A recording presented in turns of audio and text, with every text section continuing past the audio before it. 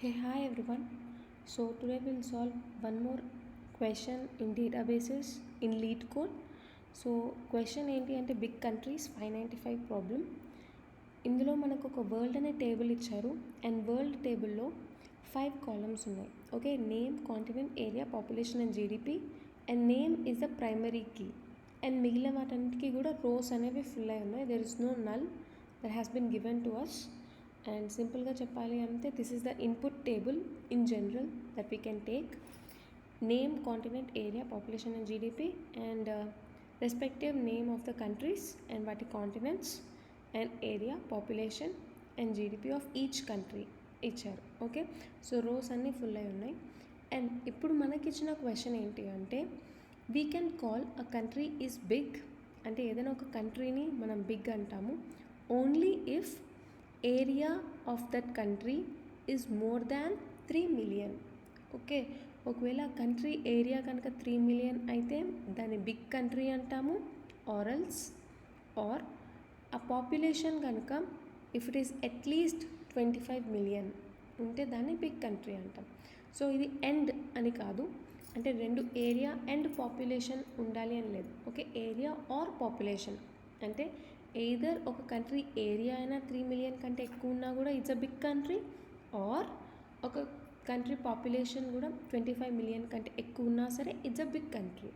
Okay, so ఇట్లాంటి or condition ఇచ్చినప్పుడు and మనకి ఇక్కడ it has to be 3 million అని ఇవ్వలేదు. Okay, it has to be at least 3 million అని ఇచ్చారు.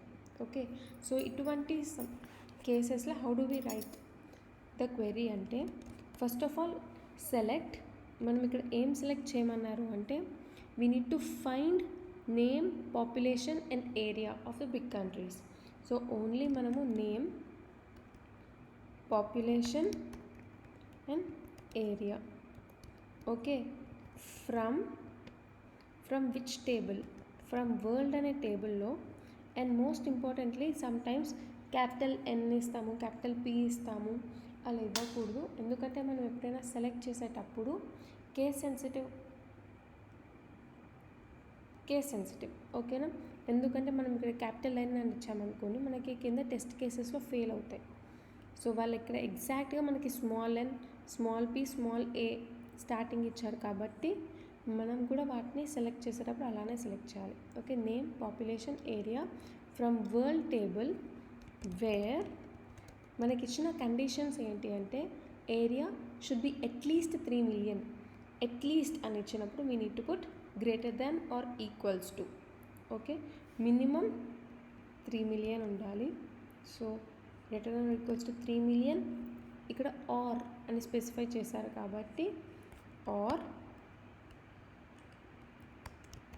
పాపులేషన్ షుడ్ బి అట్లీస్ట్ అంటే greater than or equals to 25 million. Okay, so this is how you have to write. Simple question, only name, population and area తీసుకుంటున్నాం world table నుంచి and area should be this much or population should be this much. ఒకవేళ ఈ రెండు కండిషన్స్ని satisfy అయింది అనుకోండి, I mean ఏదైనా ఒక్క కండిషన్లో 2 కండిషన్స్లో ఏదైనా ఒక్క కండిషన్ సాటిస్ఫై అయినా సరే we can call that country is a big country. Okay,